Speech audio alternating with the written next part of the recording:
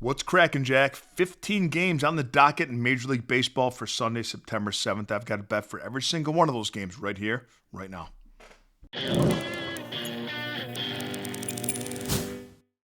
Greetings, everybody. Welcome back to the show. And if you're joining us for the first time, welcome to the jungle. We're going to break down every single game on the docket for Sunday, September 7th, and come up with the best bet for all of them. And I'm going to leave two links for you in the comments section of the video. The first link is to my $5 favorite play of the day. For just $5 and no further obligation, you get my best bet of the day in Major League Baseball text right to your phone. The second link is to become a Jungle member. And for as little as 55 cents a day and no further obligation, you get my exact betting card. Text to your phone every single morning, access to a members-only Discord, and a direct line to me if you'd like me to opine on any other bet that you are considering placing. We have a free weekly trial. Take it for a test spin and see if it's for you. Today's video is brought to you by Outlier.bet, the top name in sports betting research, and by Red Lobster, now accepting interesting trades as payment. First game we're looking at, Seattle at Atlanta. Luis Castillo going for the Mariners, Spencer Strider for the Braves. Castillo is unable to be trusted at the moment. The Mariners have lost his last 3 starts, and he's allowed 19 earned runs in his last 17 innings. Now, Spencer Strider fits the same glove. However, he's allowed 19 earned runs in his last 19 innings. So starting pitching is pretty much a wash here. Do we find an advantage in the bullpens? And yes, we do. I currently have the Braves bullpen ranked second coming into Sunday. These are snapshot bullpen rankings that I use to assess bullpens coming into the matchup over the last 7 days. I have them second. They have an ERA of 1.17 over the last 7 days and a fatigue rate of just 2.3 out of 10. I have the Mariners currently ranked 18th with a bullpen ERA of 5.00 and a fatigue rate of 3.1. Offensively, both teams have been very cold. The Braves are batting .231 over their last 7 games. The Mariners just .225. I think the bullpen edge is the only edge either team possesses in this game, and that tips me toward the Braves on the money line. Next game we're looking at, Cleveland at Tampa Bay. We have Parker Messick making his 4th Major League start against the veteran Drew Rasmussen. I like Tampa Bay on the money line here in this game. I'll get right to it. Rasmussen is 10-5 with a 2.74 ERA and a sub-1 whip, 0.97. That's considered elite. Tampa Bay holds the bullpen edge as well, and they're batting .263 over their last 10 games, with the Guardians batting just .231 over their last 10 games. Tampa Bay has a run differential of plus 56 on the season. Cleveland just a run differential of minus 49. Tampa Bay on the money line is the play. Dodgers at Baltimore. Clayton Kershaw versus Sugano for Baltimore. Kershaw had a stinker of a game last start against the Pirates, but you have to look past that. The last thing you saw isn't the only thing you saw. He's a veteran pitcher who knows how to get hitters out. Sugano's a pitcher that doesn't miss many bats, and when the Dodgers are losing, it's because they're striking out. Sugano doesn't strike batters out, and Sugano has allowed 11 earned runs over his last 2 starts, and I think this is a spot for the Dodgers bats to get right against him. The Orioles bullpen has been very good as of late, and because the Dodgers bats are cold and the Orioles bullpen has been good, we're getting a good price on the money line for the Dodgers. It's sitting around minus 145 on most books. That's the play here. Dodgers on the money line for minus 145 or better. If your book doesn't offer that price, I would consider laying the 1.5 with the Dodgers. Next game we're looking at, Milwaukee at Pittsburgh. Jacob Misiorowski, the Miz, versus the good old boy, Bubba Chandler, going for the Pirates. After a fast start and all the hype, the Miz has settled into reality. He's allowed 3 runs or more in each of his last 4 starts. Old boy Bubba for the Pirates hasn't started a game yet. He's come out of the bullpen. He's only 23 years old. He's come out of the bullpen just 3 times this season, but he's been very good. He's allowed just 3 earned runs in 12 innings. I'd like to get through the Pirates in this game. I really would, but I just can't. The Brewers hold the edge in every game, in every way in this game. Even with the uncertainty and volatility of Misiorowski, they hold the starting pitching edge, the bullpen edge, and the offensive edge here. I'll take the Brewers on the money line for a decent price. Blue Jays at the Yankees, Max Scherzer versus Max Fried. Scherzer, an ERA of 4.11.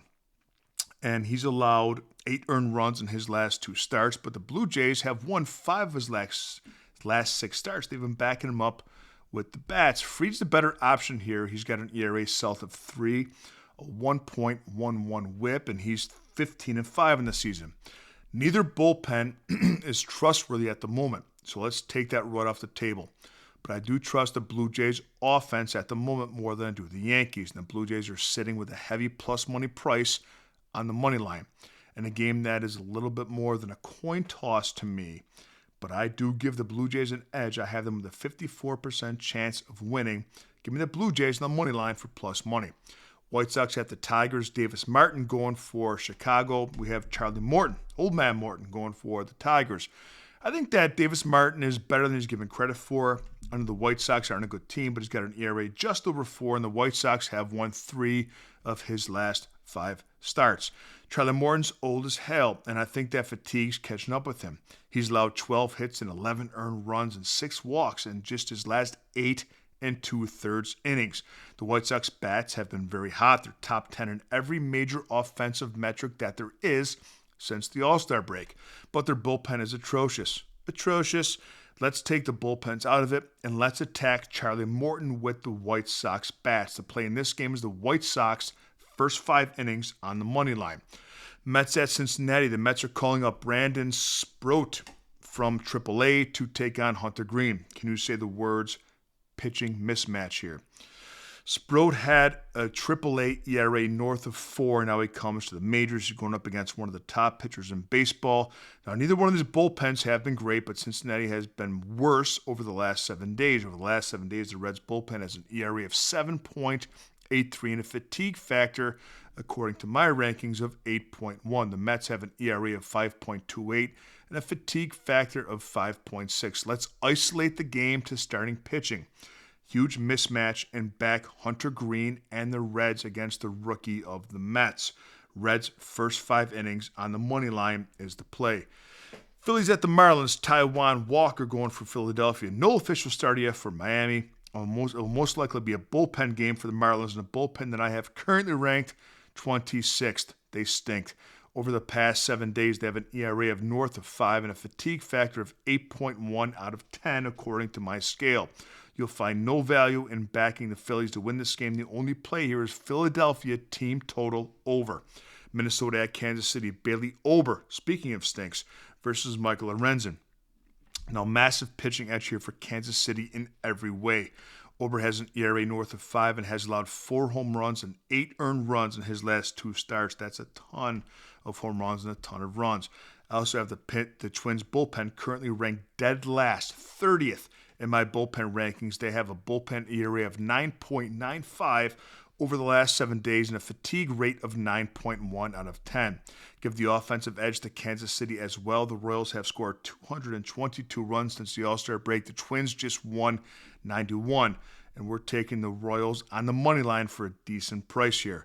San Francisco at St. Louis, we have Kaiwi Tang versus Sonny Gray. The Giants have had a hot offense, but I'm not wasting your time or mine here. Tang is terrible. He's got an ERA of 7.23 and a whip close to 2.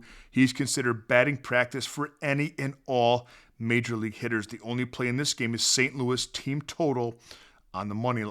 St. Louis team total over. Washington versus the Cubs. This is where it gets a little bit fuzzy this time of year with teams that are out of contention.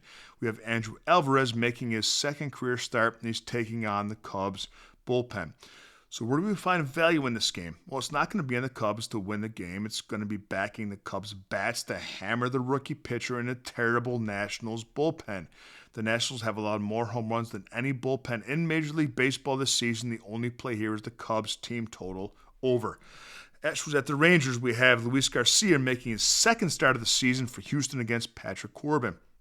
It's a tough cap with the starting pitchers because we don't have much information on Garcia. But we know we're getting from Patrick Corbin. He's going to go 5 or 6 innings, give up 3, maybe 4 runs. That's his MO. Let's look at the bullpens. Houston bullpen is in better current form, but they're absolutely taxed. They're gassed. They've worked 29. The Houston Astros bullpen has worked 29 and 2/3 innings over the last 7 days, which is the most that I have ever seen over 7 days in a bullpen since I've been doing this. If Garcia needs help, and he probably will, it's going to come by way of very fatigued arms. and it's going to be against a Rangers team that's very pesky. They're in the top 5 of most major offensive metrics in the last 15 games. And here we are in Texas. Rangers fighting for a wild card spot. Give me the Rangers on the money line. Padres at the Rockies. Dylan Cease versus Tanner Gordon. I said it yesterday, and it hit easily, and I'm saying it again today. There's no value in taking the Padres to win this game in any way. The only value is the Padres team total over. They're going against Tanner Gordon, who has an ERA over 6, north of 6, and a whip of 1.58. And I have the Rockies bullpen ranked 29th at the moment out of 30 with a 6.87 ERA over the last 7 days.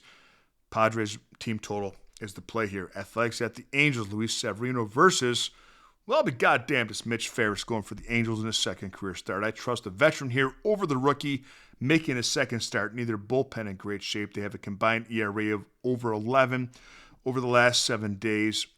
And again, these are two teams that are very capable of hitting the ball over the fence. I think that we go over the total in Athletics and Angels. Last game we're looking at, Red Sox at Arizona. Brian Bayo versus Ryan Nelson. This is a very interesting game to me. It's a very even pitching matchup, in my opinion. Nelson has been the Diamondbacks' best starter. Bayo has been very dependent for Boston. Neither one of those pitchers will lose the game for you. Looking at the bullpens, I have them ranked back-to-back at the moment. I have currently Arizona 16th with an ERA of 4.60, a fatigue rate of 8.1, and the Red Sox 17th, ERA over the last 7 days of 5.57, and a fatigue rate of 7.2. So we're deadlocked with the pitching when we're capping the bullpens and the starting pitchers. I don't see an edge with the pitching at all. So let's look at the offenses. That's where that changes. And let's look at that series. This series, Arizona's outscoring Boston in this series at home 16-6. The play in this game for me is Arizona on the money line. Let's have a day, Jungle Nation, and I'll see you next time with a little more money in your pocket.